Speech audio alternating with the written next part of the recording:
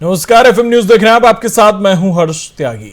प्रधानमंत्री नरेंद्र मोदी ने यूक्रेन मसले पर उच्च स्तरीय बैठक बुलाई है। केंद्र सरकार के मंत्री यूक्रेन के पड़ोसी मुल्क रोमानिया, हंगरी, पोलैंड जाएंगे और जहां से भारतीय छात्रों को निकाला जा रहा है। बैठक में फैसला लिया गया कि हरदीप सिंह पुरी, ज्योतिरादित्य सिंधिया और किरण रिजिजू और वीके सिंह यूक्रेन के पड़ोसी देश जाएंगे। इन मंत्रियों को वहां भेजने का फैसला इसलिए लिया गया है ताकि वहां भारतीय नागरिकों को हो रही दिक्कतों को ऑन द स्पॉट दूर किया जा सके। आपको बता दें कि इससे पहले रविवार देर रात तक पीएम मोदी ने अधिकारियों के साथ इस मामले को लेकर समीक्षा बैठक की थी। इस दौरान जमीनी हालात की समीक्षा भी की गई।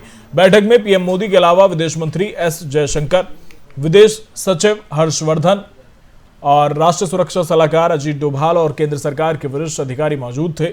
मामले से जुड़े सूत्रों ने बताया कि पीएम की बैठक 2 घंटे से ज्यादा समय तक चली। बैठक में पीएम ने कहा कि हमारे छात्रों की सुरक्षा सुनिश्चित करना और उन्हें यूक्रेन से निकालना हमारी सर्वोच्च प्राथमिकता है।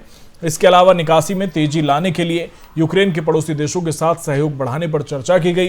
रूस और यूक्रेन के बीच जारी युद्ध के मद्देनजर पैदा हुई वैश्विक स्थिति को देखते हुए पीएम मोदी ने रूसी राष्ट्रपति पुतिन से पिछले दिनों बात भी की थी और हिंसा रोकने और वार्ता आरंभ करने की अपील की थी।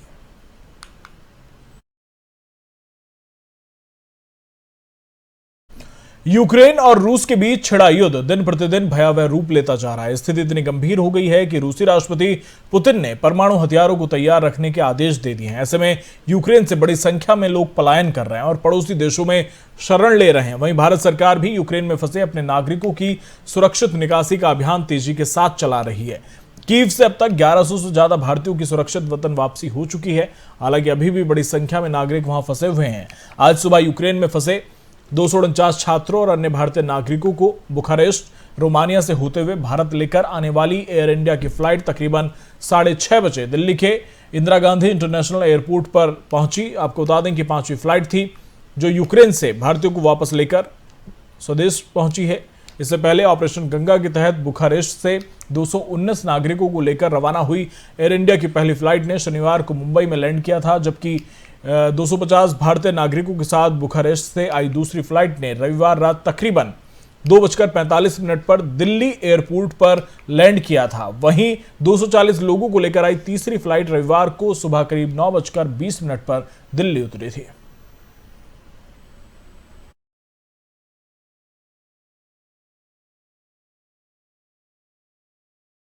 पश्चिमी यूक्रेन के उझारोड और बुडापेस्ट से दिल्ली एयरपोर्ट पर जब विमान से छात्रों का दल पहुंचा तो करीब 100 घंटे बाद उनके चेहरे पर खुशियां लौटी। रूस की तरफ से लगातार यूक्रेन पर होने वाले हमलों से छात्रों की नींद गायब हो गई थी। केंद्र सरकार के सहयोग से यूक्रेन संकट के बीच फंसे मेडिकल के छात्र छात्राओं ने हंगरी की सीमा को बस से पार कर लिया। इसके बाद बुडापेस्ट एयरपोर्ट से जब रविवार को विमान से दिल्ली पहुंचे तो स्वागत में केरल के अधिकारी और परिजन और दोस्त भी एयरपोर्ट पर मौजूद थे। उनके चेहरों पर इस बात की खुशी थी कि जंग के बीच से अपनी जिंदगी को बचाते हुए वो अपने देश पहुंचे हैं। नजदीकी शहर उझरोड में नेशनल यूनिवर्सिटी के छात्र बस से पहले से हंगरी सीमा को पार करने के बाद दूसरी बस से बुडापेस्ट एयरपोर्ट पहुंचे। इस बीच हंगरी सीमा तक पहुंचने में करीब 45 मिनट लगे। वहां औपचारिकताएं पूरी करने के बाद दूसरी बस से करीब 4.25 घंटे बाद बुडापेस्ट एयरपोर्ट पहुंचे। मेडिकल कॉलेज में एमबीबीएस के पहले वर्ष के छात्र जो केरल के रहने वाले हैं डिट्टो राजू ने यह कहा कि यूनिवर्सिटी में सभी सुरक्षित जगह पर थे। हालात बिगड़ने के बाद भारत लौटने के लिए छात्र टिकट के लिए भटकने लगे। राजू ने बताया कि यूक्रेनियाई रिवेनिया की दिक्कत ना हो इसलिए शुरुआत में बैंकों से नकदी निकाल ली। केरल के ही दूसरे छात्र अल आमीन ने बताया कि जैसे ही लड़ाई शुरू हुई परिवार के सदस्यों की धड़कनें तेज हो गईं। लगातार मोबाइल से संपर्क में वो थे।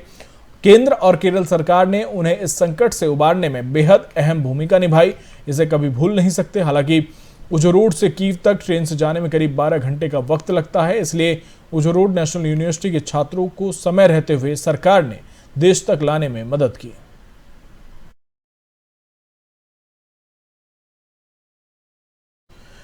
दिल्ली एक बार फिर कोविड प्रोटोकॉल की पाबंदियों से कुछ शर्तों के साथ मुक्त हो जाएगी। सोमवार से ना तो रात्रिकालीन कर्फ्यू लगेगा, ना ही सख्त पाबंदियां रहेंगी। निजी वाहनों में सवार एक परिवार के सदस्यों को मास्क लगाने की मजबूरी भी नहीं होगी। दुकान, शॉपिंग मॉल, रेस्टोरेंट समेत अन्य गतिविधियां बिना किसी पाबंदी के खुलेंगे और बंद हो सकेंगे। सार्वजनिक वाहनों में भी पहले की तरह लोग दूरी तय कर सकेंगे। दिल्ली आपदा प्रबंधन प्राधिकरण की बैठक में शुक्रवार को ही यह तय किया गया था कि कोविड पॉजिटिविटी रेट 1% से नीचे रहने पर सोमवार से कई पाबंदियां हटा ली जाएंगी। डीडीएमए के मुताबिक मास्क न पहनने, सामाजिक दूरी का उल्लंघन जैसे मामलों में जुर्माना 2000 की जगह 500 रुपए देना होगा। निजी कार में यात्रा कर रहे एक ही परिवार के सदस्यों को मास्क पहनना अनिवार्य नहीं होगा। इसी तरह से दिल्ली में कोरोना को लेकर लागू अन्य सख्त पाबंदियां हटा ली गई हैं।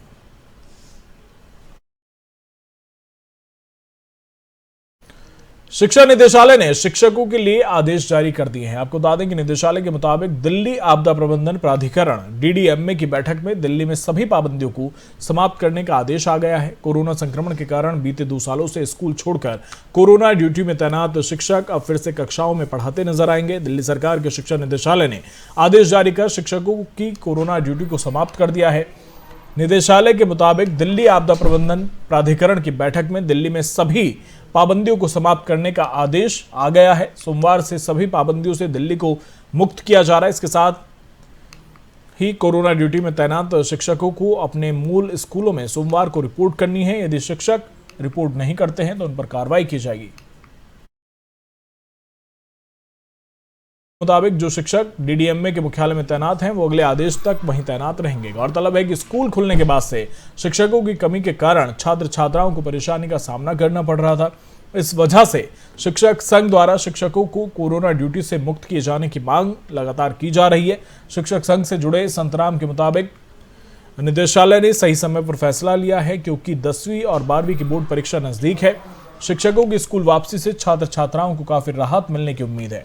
All India guest teachers association के महासचिव शोएब राणा के मुताबिक स्कूल की पूरी क्षमता के साथ खुलने पर स्कूलों में पूरे स्टाफ की आवश्यकता है। शिक्षकों की कमी के कारण पढ़ाई का अधिक नुकसान हो रहा था, लेकिन ये नया फैसला राहत देने वाला है।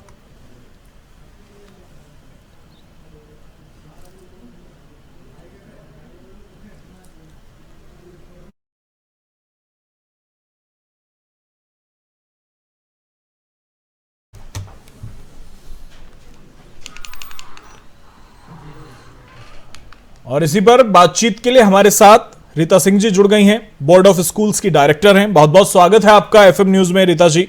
नमस्कार। नमस्कार जी। आज से दिल्ली में स्कूल खुलने शुरू हो गए हैं। जो शिक्षक हैं वो कोरोना ड्यूटी से अब कक्षाओं में पढ़ाते नजर आएंगे। क्या प्रतिक्रिया आपकी तरफ से, क्योंकि एक लंबे वक्त के बाद स्कूल खुलने जा रहे हैं?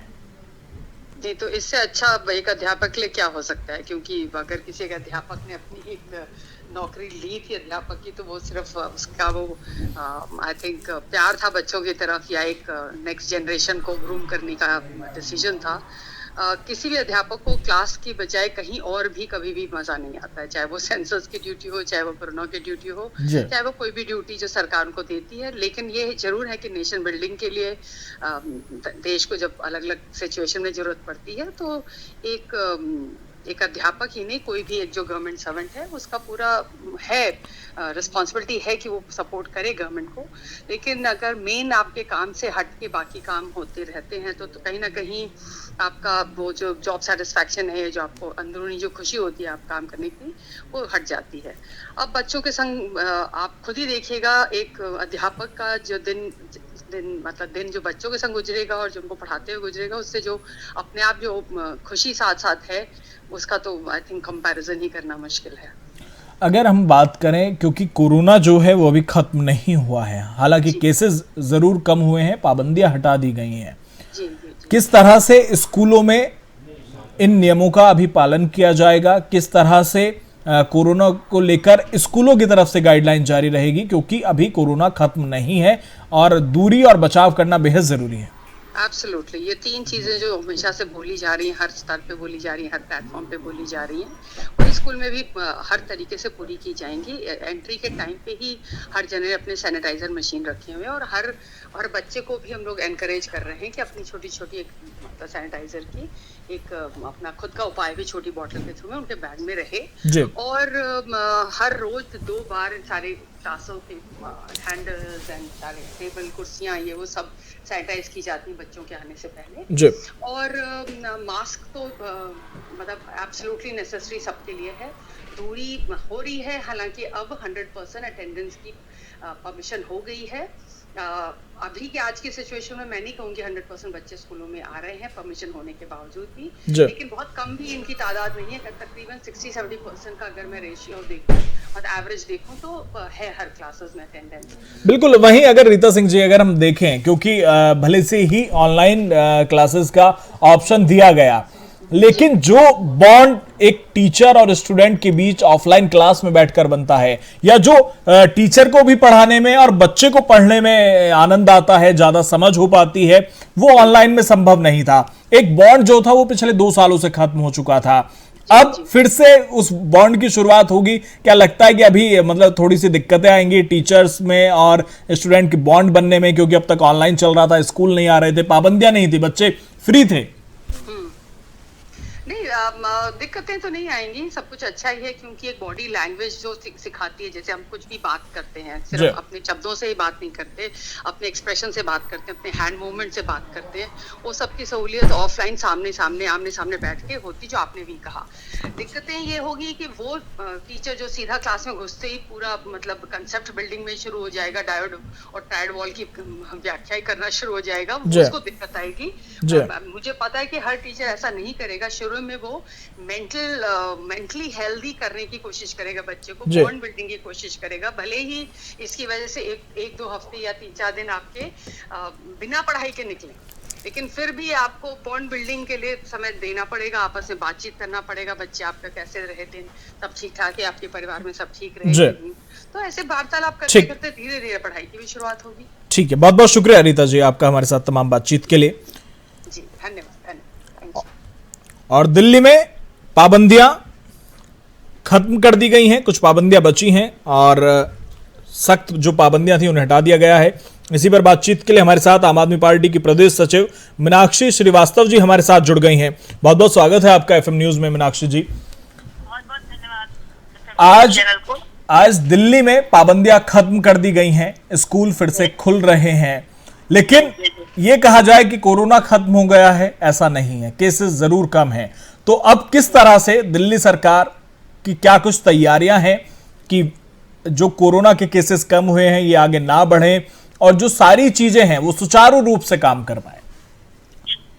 देखिए, सबसे पहले तो जो कोरोना के केसेस हैं कहीं ना कहीं आपको पता है कि कम हुए हैं, यही रीजन रहा है कि दिल्ली सरकार ने स्कूलों को ओपन किया है। और मैं दिल्ली सरकार की सराहना करती हूँ, अरविंद केजरीवाल जी माननीय मुख्यमंत्री जी की सराहना करती हूँ कि उन्होंने स्कूल खोलने की और जो बेहतर एजुकेशन जो बच्चे स्कूल जाकर ही ले सकते थे, और 2 साल बच्चे घर में जिस तरीके से बैठ कर उन्होंने पढ़ाई करी है, कहीं ना कहीं बच्चे भी जो है बच्चों को देखते हुए, बच्चों की शिक्षा को देखते हुए इन्होंने स्कूल ओपन करने का जो निर्णय लिया है वो अपने आप में सराहनीय है।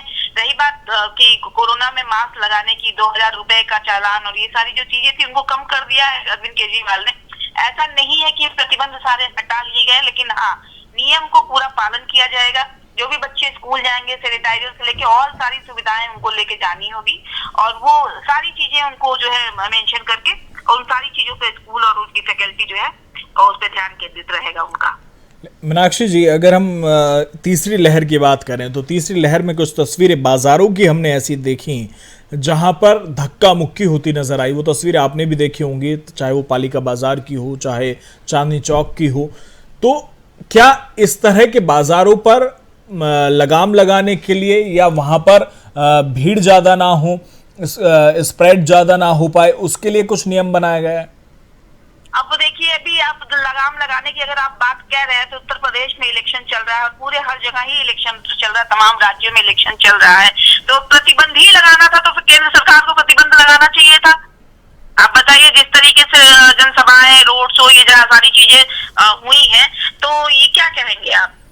तो सारी चीजें कहीं ना कहीं सारी चीजें जो है जनता की को देखते हुए उनको ध्यान में रखते हुए और उनके स्वास्थ्य को ध्यान में रखते हुए दिल्ली सरकार ने अगर डिसीजन लिया है तो उसमें कहीं दो राय नहीं है कि दिल्ली सरकार ने अच्छा डिसीजन लिया है। मेडिकल की फैसिलिटीज आपको पता है कितनी बेहतरीन है दिल्ली में, दिल्ली स्टेट में। और उत्तर प्रदेश की हम बात करें तो जिस तरीके से यहाँ पे स्वास्थ्य व्यवस्था पूरी तरीके से ठप है और दिल्ली में वही स्वास्थ्य व्यवस्था कहीं ना कहीं बहुत बेहतरीन है। आगामी कोरोना को लेकर जो उन्होंने तमाम उपाय किया है वो अपने आप में जो है एक बहुत बेहतर और बहुत अच्छी सरकार का जो है उदाहरण दिल्ली सरकार ने पेश किया है। चलिए, बहुत बहुत शुक्रिया आपका तमाम जानकारी के लिए। बहुत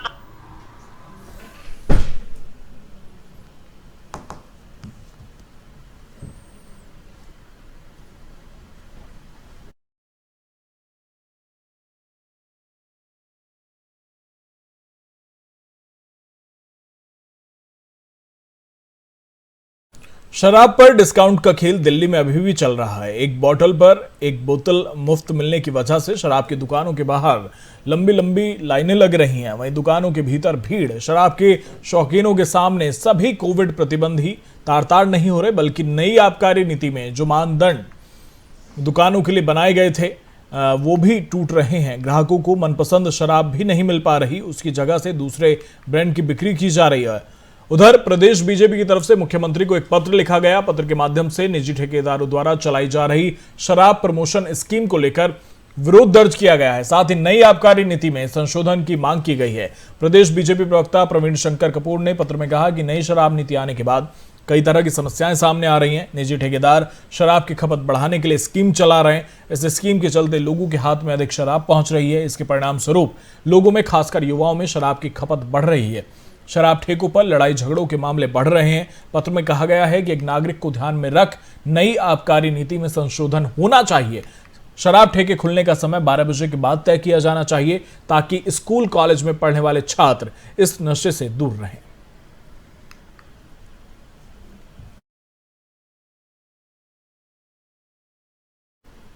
देश में कोरोना की रफ्तार लगातार कम होती जा रही है। बीते 24 घंटों में कोरोना वायरस के 8013 नए मामले सामने आए। वहीं कोरोना के कारण बीते 24 घंटों में 119 लोगों की मौत हुई है। बीते कल के मुकाबले कोरोना के मामलों में 22% की कमी दर्ज की गई। साथ ही देश में एक्टिव मामलों की संख्या 1 लाख के करीब पहुंच गई है। कोरोना के एक्टिव मामलों की संख्या देश में 1,02,601 हो गई है। वहीं कोरोना के खिलाफ देश में लड़ाई भी लगातार जारी है। वहीं 177 करोड़ 51 लाख लोगों को कोरोना की वैक्सीन लगाई जा चुकी है।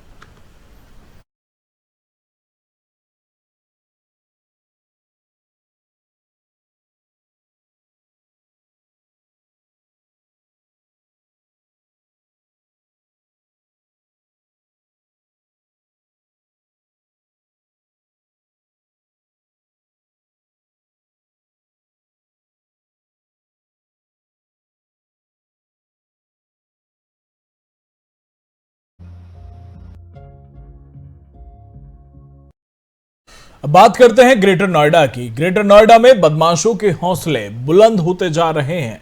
बदमाशों ने निर्माणाधीन फार्म हाउस को अपना निशाना बनाया। बदमाशों ने मालिक के भाई समेत 4 लोगों को बंधक बनाकर लूट की वारदात को अंजाम दिया। वहीं विरोध करने पर मालिक के भाई के साथ मारपीट की गई। मारपीट के दौरान मालिक का भाई गंभीर रूप से घायल हो गया। बताया जा रहा है कि